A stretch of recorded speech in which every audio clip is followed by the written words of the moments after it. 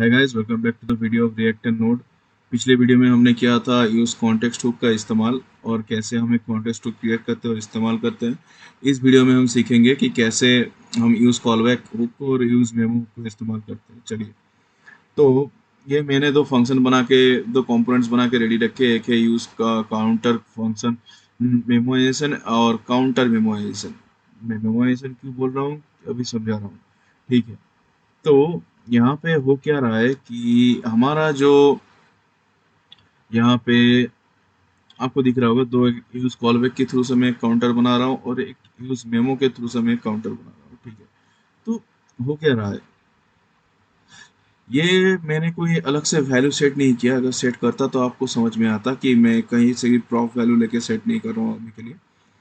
जी, मतलब हो क्या रहा है यहाँ पे कि मैं इसको मेमोएशन क्यों बोल रहा हूँ। मेमोएशन का मतलब क्या होता है एक्चुअली, पहले हमें ये समझना होगा। मेमोराइजेशन का मतलब होता है कि एक वैल्यू को हम एक केस वैल्यू हिसाब से स्टोर कर देते हैं, ठीक है।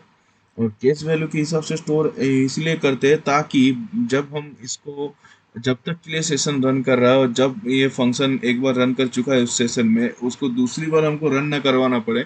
हम डायरेक्टली उसके वैल्यू को फेच कर सके या फिर उसको वैल्यू को हम नेक्स्ट फंक्शन के एग्जीक्यूशन के साथ, अगर उसको उस वैल्यू की हमको ज़रूरत पड़ी तो हम उस वैल्यू वैल्यू को, फंक्शन को जो हम दूसरी बार रेंडर ना करवा के उसको वैल्यू को हम मेमोइज्ड वैल्यू को हम ले सकेंगे, ताकि क्योंकि वो वैल्यू ऑलरेडी एक केस के हिसाब से वो स्टोर हो गया है, ठीक है। जब तक सेशन रन कर रहा है वो एक केस वैल्यू हिसाब से स्टोर हो गया है, ठीक है।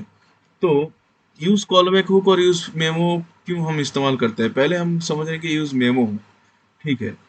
यूज मेमो, हम मैंने बोला कि हाँ, इसका नाम दिया है मेमोआइजेशन। क्यों मैंने नाम मेमोआइजेशन इसलिए दिया है क्योंकि ये दोनों हुक इस्तेमाल ही होते हैं मेमोआइजेशन में, ठीक है। यानी कि वैल्यू को एक गॉट इट, एक वर्क, एक गिवन आउटकम वैल्यू होता है जो एक फंक्शन का, उसको पहले से अगर उसका फंक्शन रन कर गया तो वो फंक्शन का जो वैल्यू आएगा वो उसको मेमोराइज कर लेगा, यानी कि उसको एक केस हिसाब से, केस वैल्यू के हिसाब से स्टोर कर लेगा, ठीक है। और यानी कि उसको कैश कर देता है, जिसको बोलते हैं caching actually. Net in the world of computer language we call this as caching, okay. So, or caching you can spell it however you want.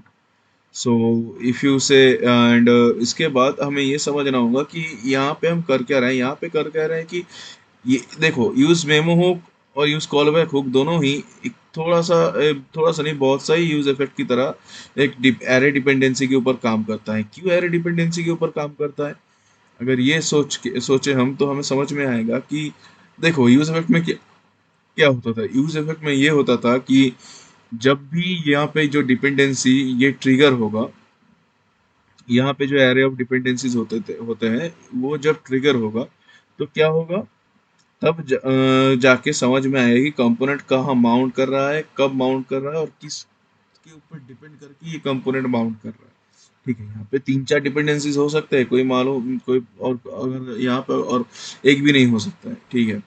एक एम्प्टी डिपेंडेंसी रह सकता है। ये आपके फंक्शन के फ्लो में, फंक्शन के work flow के ऊपर डिपेंड करता है, ठीक है, किस चीज़ के ऊपर ये ट्रिगर कर रहा है। वैसे ही उसी तरह हम यूज मेमो हुक और यूज कॉलबैक हुक को इस्तेमाल कर रहे हैं, ठीक है।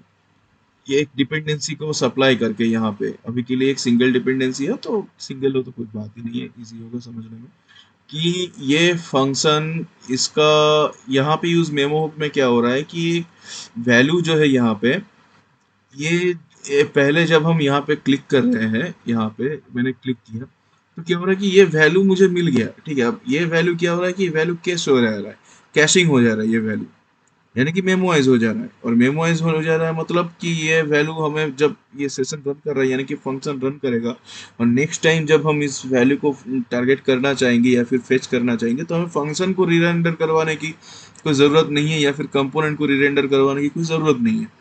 हम डायरेक्टली ये जो कैश्ड वैल्यू है उसको हम फेच कर सकते हैं, उसको इस्तेमाल कर सकते हैं।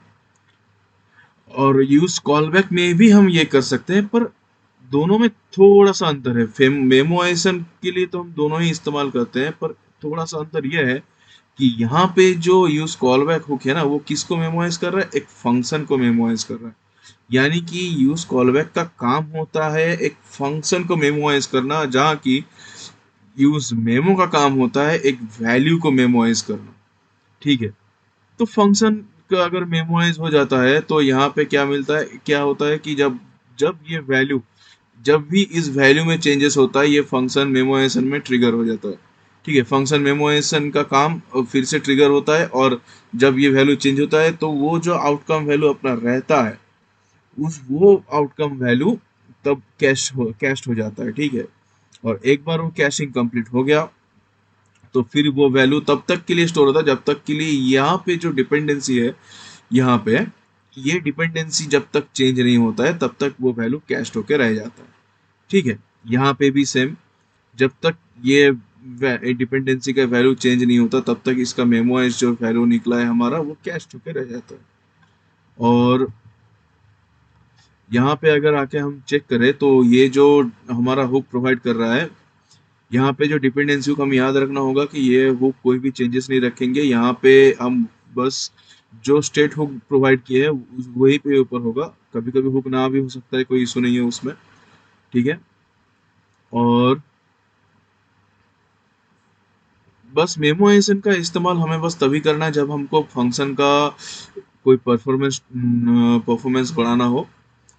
और अगर हमें हर जगह हम अगर मेमोइज का इस्तेमाल करेंगे तो एक चीज़ है जिसको बोलते हैं रेफरेंशियल इक्वलिटी, उसका उसका भी बहुत बड़ा इशू आएगा रेफरेंशियल इक्वलिटी में। और रेफरेंशियल इक्वलिटी ऐसी चीज़ है जहाँ पे हम कभी भी हर एक चीज़ को बार बार इस्तेमाल नहीं कर सकते, और ट्रिगर करना एक फंक्शन को बहुत ही टिपिकल हो जाता है जब हम सब कुछ मेमोराइज कर देते हैं, क्योंकि स्टोरेज का एक इशू आ जाता है कि कंप्यूटर कंप्यूटर स्टोरेज नहीं बल्कि कैशिंग स्टोरेज का एक इशू आता है। ठीक है, जो कि अगर हम इसको फास्ट करना चाहे, अगर फास्ट करने के लिए जा रहे हैं तब भी ये स्लो हो जाएगा, क्योंकि ये स्टोरेज के ऊपर काम भी करेगा, कैशिंग स्टोरेज के ऊपर ये बहुत काम करेगा। ठीक है, तो हमें ये याद रख के हमें आगे बढ़ना होगा और इसको इस्तेमाल करना होगा। ठीक है, बाय।